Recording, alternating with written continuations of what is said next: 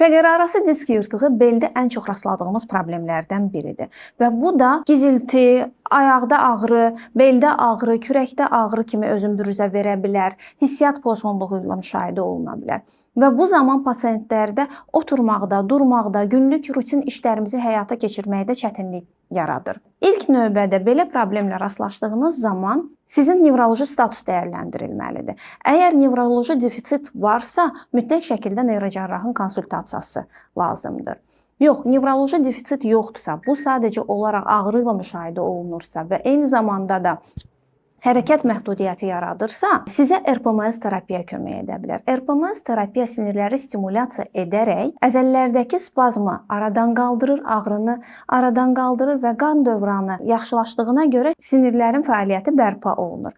Və RPMS terapiya olunan pasientlər deyirlər ki, günlük fəaliyyətimə çox sürətlə qayıtdım.